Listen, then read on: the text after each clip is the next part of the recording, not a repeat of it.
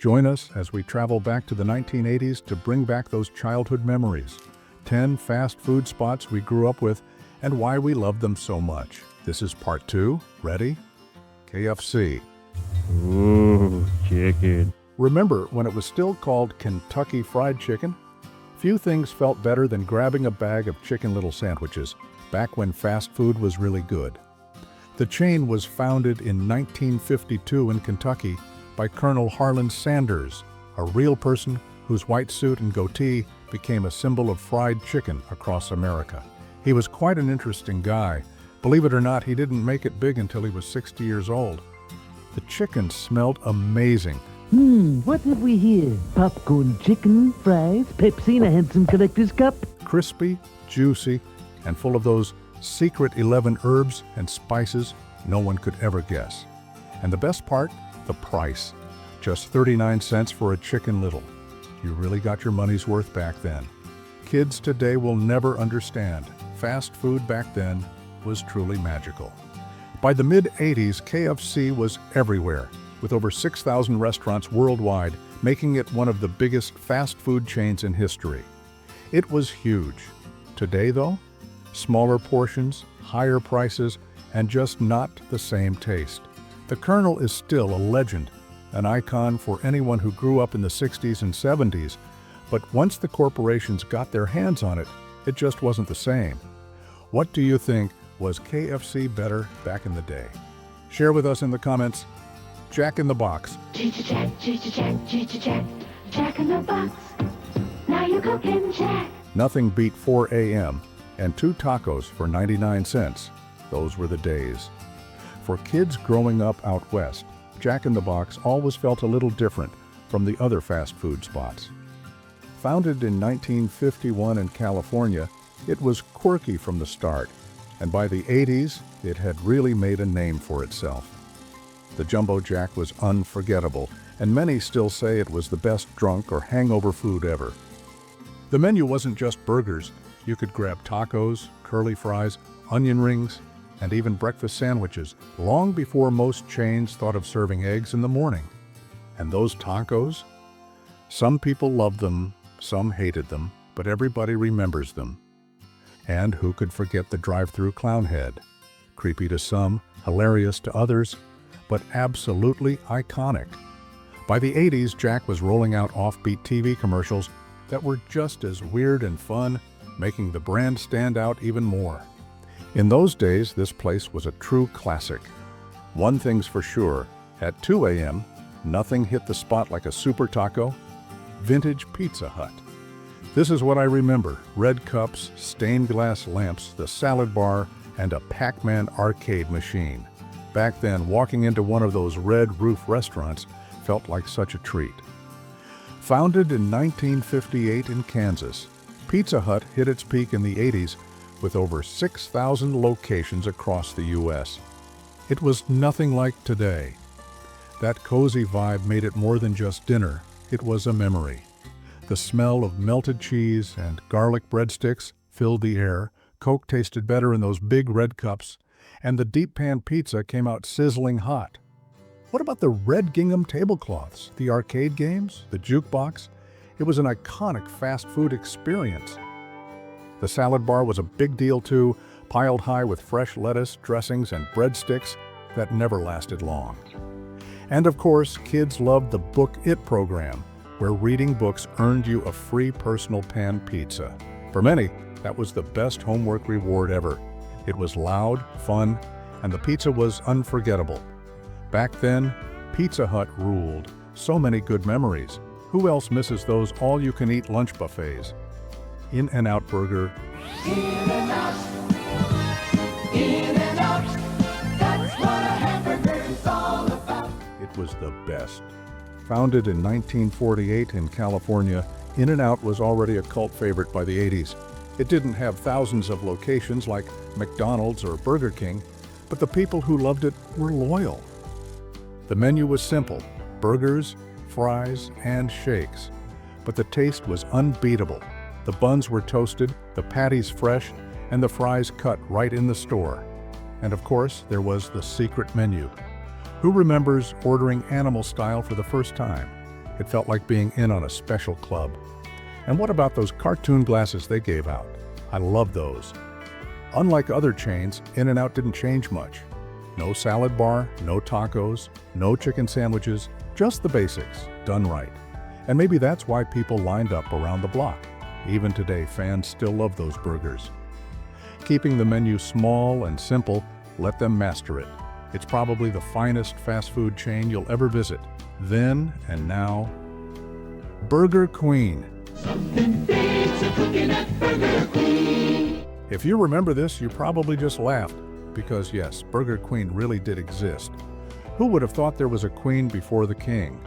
Founded in 1963 in Kentucky, the chain grew across the South and Midwest, with over 200 locations in the U.S., before slowly fading away in the 80s. The menu was simple but solid: burgers, fries, chicken, and fish. And honestly, the chicken and fish dinners were actually pretty tasty. Some fans still swear it was underrated. And get this, actor Abe Vigoda was even used in ads to sell their fish sandwiches. Funniest thing ever. Prices were another reason people loved it. There was something special about buying a cheeseburger for just a quarter.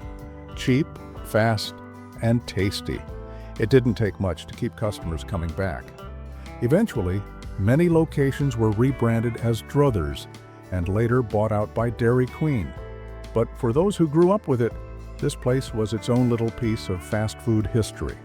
In the 70s, you could go on a date, have dinner at Burger Queen, dessert at Dairy Queen, and call it a royal evening. So, did you ever eat there? Or is this the first time you're hearing about the King's long-lost rival? Subway. We make 'em fresh. We make 'em fresh. Everybody loves Subway stuff. Back in the day, this place really felt different. Their fresh-baked bread was a big part of their early success. Founded in 1965 in Connecticut, Subway was already growing fast, but by the 1980s, it had exploded in malls and shopping centers all across the U.S. For many families, it felt like a healthier option compared to burgers and fries. The sandwiches were huge, fresh, and loaded just the way you wanted. People still remember when the meat was top quality, the veggies were always crisp, and the bread was way better than today. And let's not forget, the smell of a Subway in the 80s could pull you in from across the mall. They even had some wild options back then, like seafood and crab subs, which many fans still miss today. And those round sandwiches, 2 for $5. Who else wishes they'd bring those back? They really were so good back then. When a burger didn't sound right, a sub always did the trick. And let's be honest, they should definitely bring back that original bread from the 80s. Don't you agree? Share your thoughts in the comments. Domino's Pizza. Now that's nostalgia. Founded in 1960 in Michigan, Domino's really hit its stride in the 80s by perfecting one thing: fast delivery. Their promise? Pizza at your door in 30 minutes or less, or it was free. Quick and cheap pizza, delivered in half an hour. That was huge. The menu wasn't fancy. It was simple: thin crust pizza, pepperoni, sausage, extra cheese, and always hot. That's what made it perfect for Friday nights, after school hangouts, or staying up late with friends. And think about it. This was before the internet, before apps, before GPS. They'd take your order on the phone, scribble down your address, and some driver would find your house with just a paper map.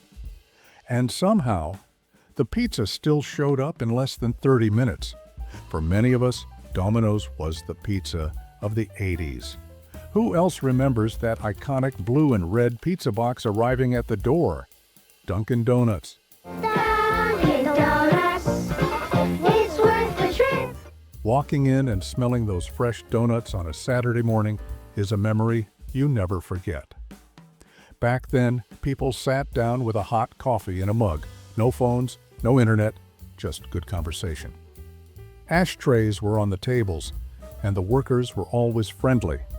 Founded in 1950 in Massachusetts, Dunkin' was already popular, but by the 80s it had become a true breakfast stop all across America.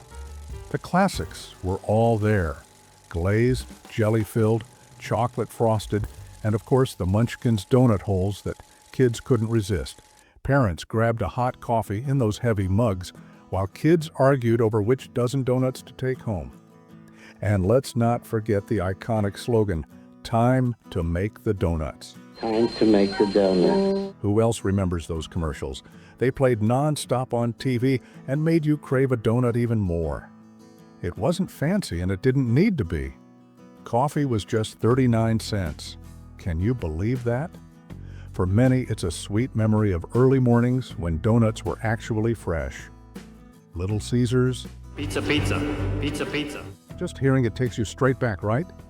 Founded in 1959 in Michigan, Little Caesars was already on the rise, but by the 80s it exploded thanks to its famous 2-for-1 deal. You'd walk out with 2 hot pizzas stacked in that giant paper sleeve, back when pizza really meant double the food. The pizzas were cheesy, greasy, and perfect for a Friday night at home or after a ball game. Some say the breadsticks were the real star, soft, garlicky, and gone in seconds. Fans loved that you could feed the whole family without emptying your wallet. And those commercials? Truly unforgettable. By the late 80s, Little Caesars had thousands of locations, and for many of us, it was the taste of a tasty night. So tell us, were you Team Little Caesars, or did you stick with Pizza Hut and Domino's?